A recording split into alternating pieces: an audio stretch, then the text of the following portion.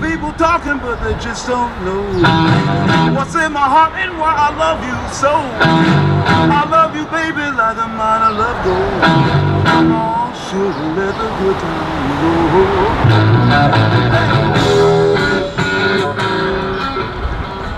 go. Okay, where I'm at Union and 12th Street in a little bit south of Wilshire Boulevard. And why I'm here is because I want to get this great mural of the great anti-hero of the 60s and 70s and the king of cool, Steve McQueen. He died at 50 years old in 1980. Oddly enough, he died in Juarez, Mexico, which, if you know anything about his movie Nevada Smith and the character played by Arthur Kennedy, Bill Bosley, I'll never forget that scene when he's trying to remember who Nevada Smith is, and the character that Steve McQueen played in the movie, and he kept on saying, "Where have I seen you before? Where have I seen you before? Was it in Juarez?" he goes. So I thought that was kind of like prescient and weird that that's where he would die in 1980. Okay, he was an Aries, and like I said before, when I filmed the Charlie Hunnam mural and Marlon Brando, those anti-heroes, for whatever reason, they tend to be Aries. Okay, let's go over there and let's get a close-up shot. And just to give you a little perspective, we're right adjacent to the Union Avenue community garden. And okay, let me walk over there across the street.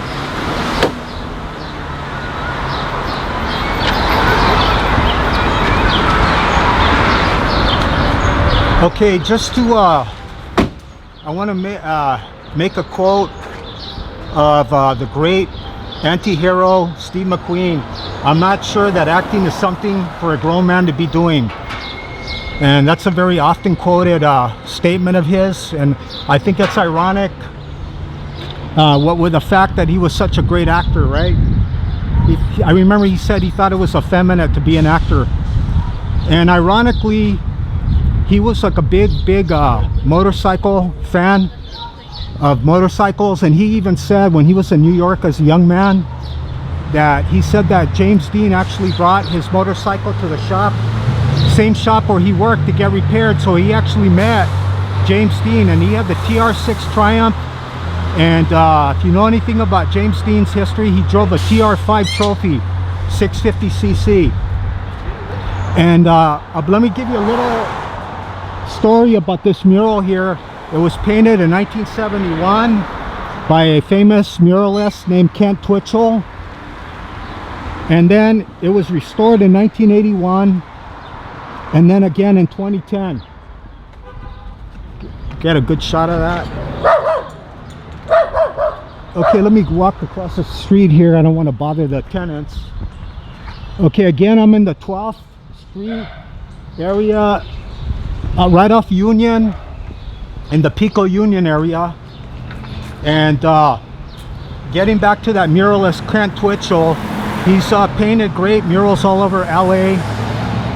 He actually has his studio in downtown LA in the warehouse district, and he's currently repainting a mural that he painted of the popular artist Ed Ruscha, that he had painted years ago on the side of the YMCA building on Hill Street. And the owners, for whatever reason, they painted over it.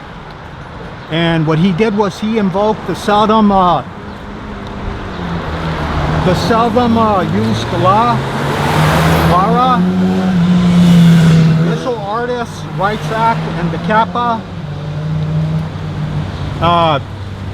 And that also, these two California Preservation Act, what they do is they cover, or they forbid desecration, alteration, or destruction of public works of art.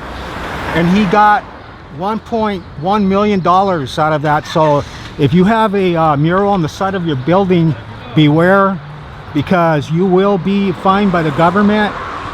And they said by Kent Twitchell, invoking that Seldom Used Act, he set a precedent for all visual artists all over the world that all their art will be protected. And like I said, this was done in 1971. So back in the day, back then in the 70s, this was pretty much bohemian, alternative area. Now it's an immigrant neighborhood.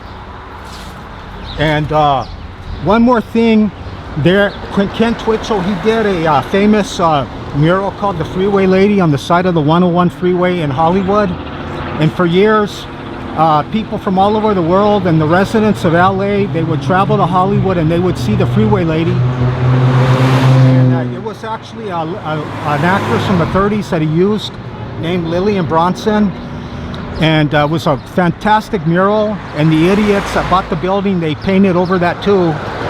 And anybody that was brought up in the 60s and 70s will remember what I'm talking about in LA. And like I said, the actress was named Lillian Bronson, and he said that he used her as a model because she reminded him of his great-grandmothers. Anyway, the artists, they painted over that, and he sued in 1992 for $125,000. So again, he used the Seldom Invoked Act of the Visual Artists' Rights Act and CAPA, California Arts Preservation Act.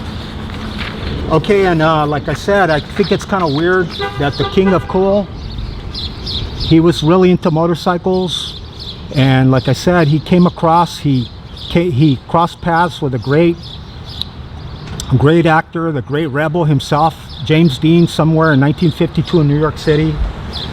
And okay, well, getting back to Kent Twitchell, he's going to be redoing the Ed Ruscha mural that they desecrated on the side of the American Hotel in the Arts District in downtown LA. So he's going to be redoing it. And if you're at all interested, I've done a video and I uploaded it to my YouTube channel of the Chouinard Art Institute. So if you're at all interested, that's where Ed Ruscha went to school, and that's where Walt Disney sent the 5 old men to school. And okay, and I just want to say that for what it's worth, that I think that one of the best movies I ever enjoyed as a kid was The Reavers, 1969. I love that film, with that actor Mitch Vogel, who incidentally was the 1968's Yours, Mine, and Ours. He played Lucius, and then the black actor Rupert Cross, he was Ned, and Steve McQueen was Boone, and it was adapted from a William Faulkner novel. It was a story about riding around in a 1905 Winton Flyer, and I love that film. It was with Sharon Farrell as Corey. And again, that was The Reavers, 1969. The Magnificent Seven, 1960. Papillon, I love that film, 1973. I'll never forget when he was being sent to Devil's Island, and those young ladies were saying, Papillon, Papillon, we'll never forget you, Papillon, we'll pray for you. It was such a poignant scene. And then, of course, Tom Horn, 1980, fantastic film, in The Getaway, 1972, with Ally McGraw. Okay, well, I hope you enjoyed this little vignette of the King of Cool and the American anti-hero, Steve McQueen. Good night, sweet prince.